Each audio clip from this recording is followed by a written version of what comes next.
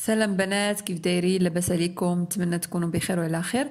بالنسبه لهاد لا فيديو البنات، يعني مادام حنا بدينا السلسله ديال تحضيرات شهر رمضان، فان شاء الله كما وعدتكم اني غادي نبارطاجي معكم ونشارك معكم واحد بيتزا اللي كتجي سهله اقتصاديه، كتجي رطبه بزاف، كتجي بنينه البنات وسهله. ان شاء الله غادي نشارك معكم الوصفه اليوم. في نفس الوقت غادي ندير يعني الحريره الحامضه، ولكن ماشي الحريره اللي تنعرفوها، يعني الحريره ديال القوام اللي فيها الحمص والعدس. كنعرفوا في شهر رمضان اننا ما تنقدروش نكملوا، يعني الاغلبيه ديال الناس ما تيقدروش انهم يكملوا الشهر كامل بالحريره الثقيله، فتيبغيوها كينوعوا، مره يديروا دي سوب او ينوعوا بحال هكا، يعني بالحسوات اللي كتكون بالشعير او تتكون هكا بالقمح او بالشوفان. فان شاء الله البنات كل مره غادي نبارطاجي معكم بعض من انواع الشوربات. كنت فايت لي بارطاجيت معكم الشوربه ديال الكورجيت اللي بلا كريم فريش، وحتى الشوربه ديال الحوت اللي كانت بالكروفيت ولي شامبينيون نوار. فاليوم البنات غادي نبارطاجي معكم يعني الحريره ديال الشعير.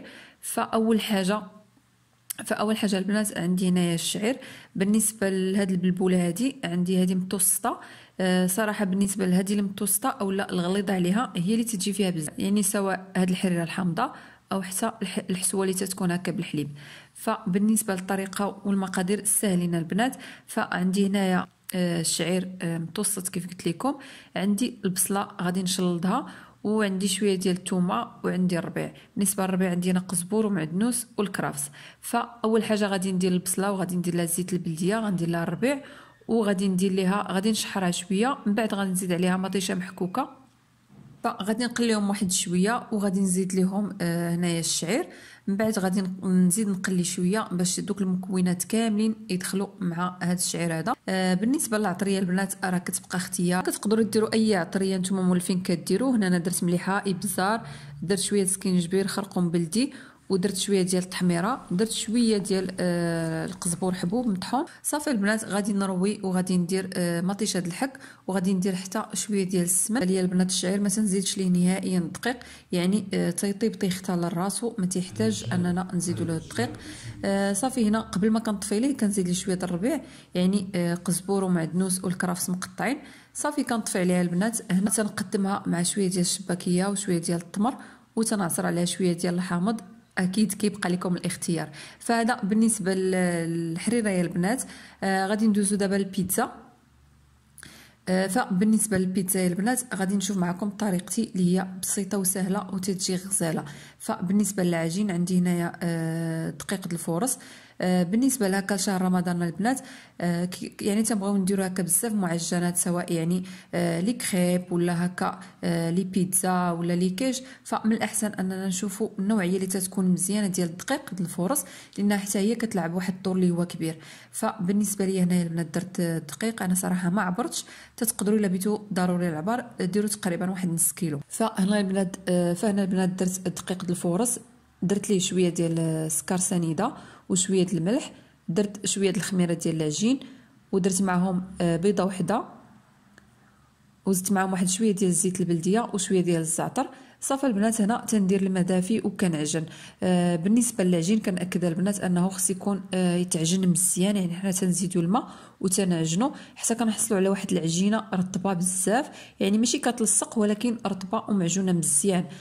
صافي كنديروا لها شويه ديال الزيت البلديه وتنغطيوها بلاستيك، تنخليوها البنات تخمر. الوقت اللي غادي تخمر فيه هو في الوقت اللي غادي نوجد فيه الحشوه. فاول حاجه البنات بالنسبه للحشوه سهله. انا هنا درت بصله مشلضه، درت معها شويه ديال الدجاج مقطع رقيق، ودرت مليحه وابزار، درت مع سكينجبير، شويه ديال العطريه المكسيكيه، شويه الخرقوم بلدي.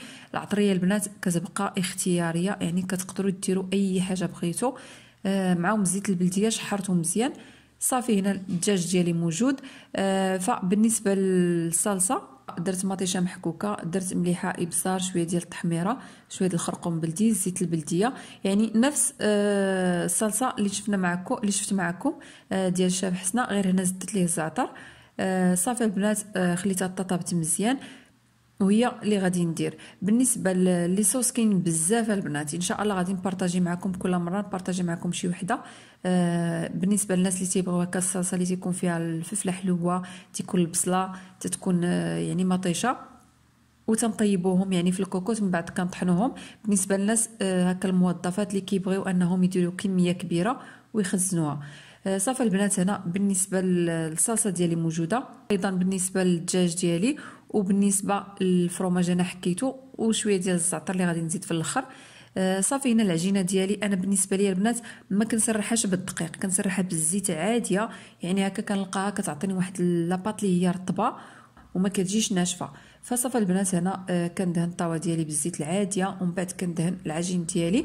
صافي كنسرحها على الطاوه، كنتكاكا بالفرشيط. كندير الصلصه ديالي وكندير الحشوه من الفوق. كندير شويه الزعتر وتندير الفرomage، يعني كندير كل شيء بمره واحده. كندخلوا الفران تيكون سخناه يعني قبل، وكنشعلوا لتحت والفوق ماشي مشكل. غير ما كنعطلوهاش في الفران البنات، راه دغيا كطيب لان العجينه مرخوفه. ايضا بالنسبه لاباط حنا راه يعني قرصناها رقيقه، يعني راه ما كتاخذش الوقت. بعد البنات ملي تطيب صافي تنخرجوها عادي كما كتشوفوا. كتجي يعني في الشكل ديالها وفي المذاق كتجي رطيبه كما كتشوفوها نتوما البنات. يعني واحد البيتزا اللي هي سهله، واللي مهم انها كتجي صراحه بنينه بزاف. صافي البنات، هذا بالنسبه للبيتزا.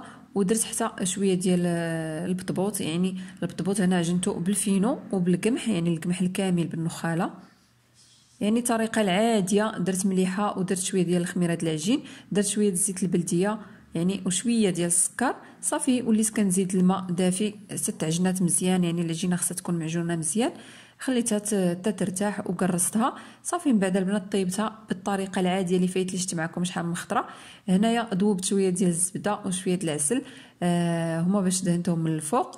هذا ما كان البنات بالنسبه للوصفات ديال اليوم. كنتمنى البنات لا فيديو تعجبكم وتكون خفيفه على قلوبكم وتكون استفدتوا فيها ولو شي حاجه قليله. نتلاقاو في لا فيديو الجايه ان شاء الله، وبسلام عليكم.